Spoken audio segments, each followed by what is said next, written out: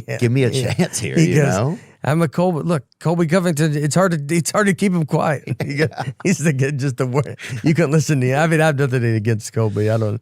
It's like if he says all the craziest things. Oh yeah. Yeah. Well, a lot of those guys have to be their own advertiser. When you think about some of those guys, it's interesting because they just wanted to fight, but then they have to. Some of them have to probably feel a pressure to become this other thing because you have to be their own PR company in a way. Yeah. And look, I don't feel bad. It's not the fighters. It's like just you wish. Oh, the commentators. The they're talking about. You're right. Like, I mean, they do a good job though on UFC. Like, I don't like when Rogan and all them like they don't curse. Oh, they're pretty clean on there. Yeah, I don't think they curse at all.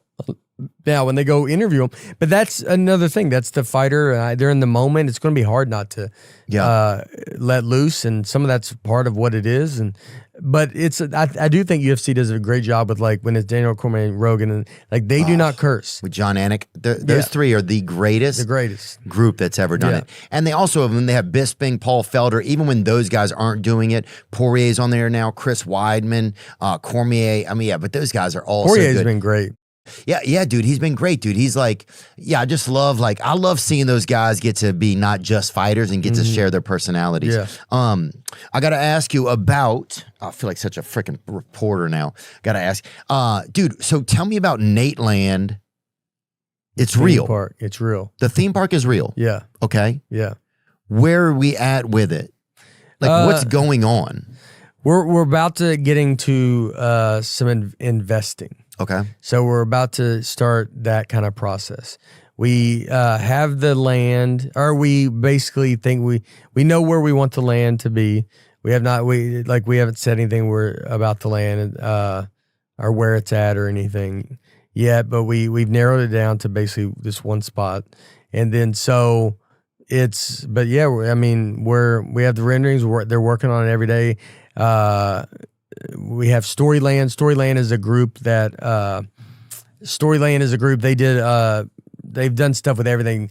I think they had some stuff to do with Epic. It's a lot of guys that worked with Disney for a long time, and they started their own kind of company, and they did all the Disneys in Dubai. So Storyland is a company that helps make these things come to fruition, like they build them and everything? Yeah. Got it. And so they make it, they help you design, all that designing, all that rendering, all that, getting that of the idea of what we're trying to do. And is this a real render? Have you seen this before? Yeah. Okay. And what is on this render? Can you zoom in on that photo for me some? It's gonna be, so like it says Nate Land in the front, like, so that front area right past the Nate Land is gonna be like a retro mall. So that's like, that would be open all year round, and you can go in there and you can have, like we talked, like a Netflix house that we talked about earlier, maybe you could have something like that. I'm not saying this is what we are having in there, but you could have some stuff like that, restaurant, stuff like that, that's open all year round. You have three sections of the park. You have a section to the left, which is roller coasters? Yeah. Oh, it's crazy, dude. I just went to I was in Hershey, Pennsylvania. You went to the Hershey Park. Kennywood? No, Hershey Park. Oh. Dollywood?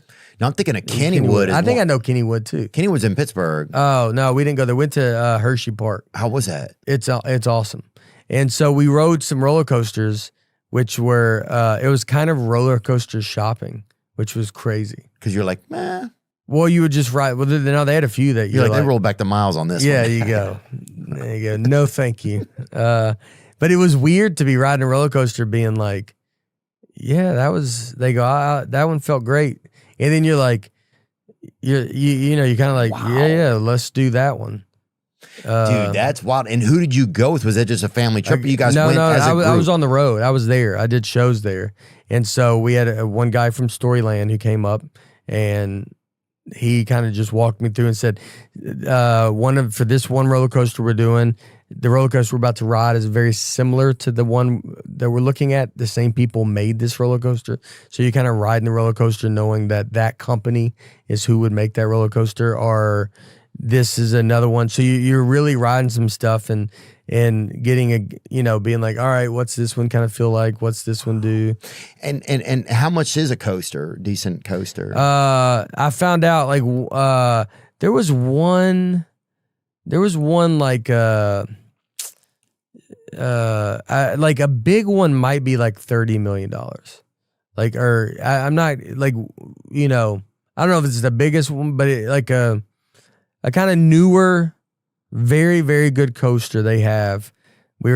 Someone is trying to guess there was about 30, they said $30 million.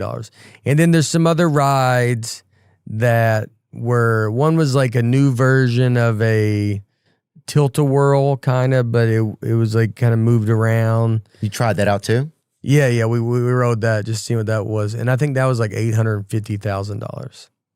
Oh, that's one. You can get that one. That one you get in your house, you know. You could just get on layaway. You could just have that. Layaway.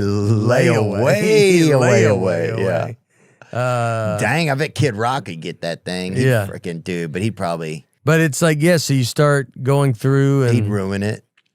And this theme park, I mean, he would ruin the. Sorry, I just had to say that. He'd put it on the White House. There's so many clips of me just roasting him, even though we're friends. I freaking love roasting him. Oh, yeah, he'd ruin it, dude. And he would spend his money on that instead of buying his brother a new leg who's missing one. Shout out Billy. But yeah, go on. He should get a discount and be like, if you get 50 grand off, throw that 50 to that leg. That's what I'm saying. He already wrapped his head around spending $850. Yeah. And then, you know what? You could go, like if Kid Rock goes, I'm spending $850 for this. And then he goes to his brother and goes, if you can get any down, you can get that leg. Right. Whatever you save, you earn. Yeah. I love that. And limb him up. Oh, if I had a brother missing something, I'd limb his little ass up in a heartbeat. Yeah. But that's me. But so do you have a budget for how much you can spend on coasters for this thing? Or you? Yeah. It's all budgeted in. Like, I mean, we're looking, it's like roughly going to be like $350 million.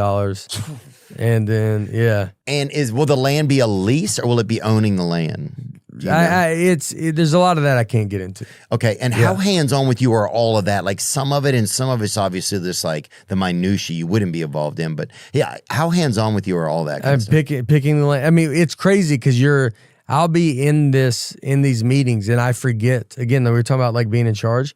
I forget like Storyland, like all this stuff. When you do this, I'm paying for all this for them to go do the feasibility study and like to economic study. And like, I mean, these are giant studies that they do when you do investments to show the tax revenue that it can bring, the jobs that you can bring to Nashville. Wow. I mean, the reason I love this idea and doing this is the idea of providing jobs. I want our customer, like the workers, to be very much like, it is Disney, or like you think like Chick-fil-A, where they're just great workers and you want people to be able to come there. Someone like me that wasn't able to go, that couldn't get into college.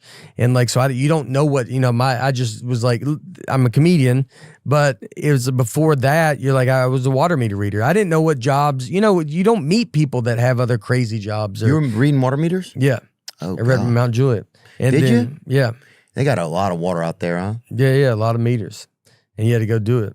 Because you can't just guess, huh? Now I think they have it where you can drive by it and it just does it electronically. I had to get out with a crowbar and you would lift up their thing and type in how much water.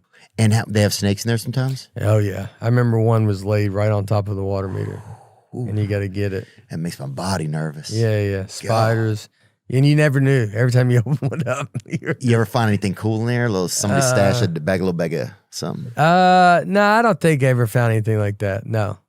But really? Nothing. Nobody ever hid nothing, a little spare lunch or whatever? No, I don't think people... A little sack of Christmas ornaments or something? It would be a good place to put something. Because nobody thinks about that. It's so accessible. No one thinks about it. Yeah, I don't think they do. But it would have been a good spot to put something. But you'd see spiders up in there?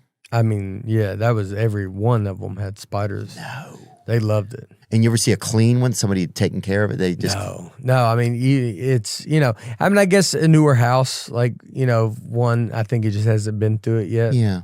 But, yeah. But I do remember this snake. Snake was just curled right on top of it, and I had to get it off because I have to lift the thing to read it. Gosh.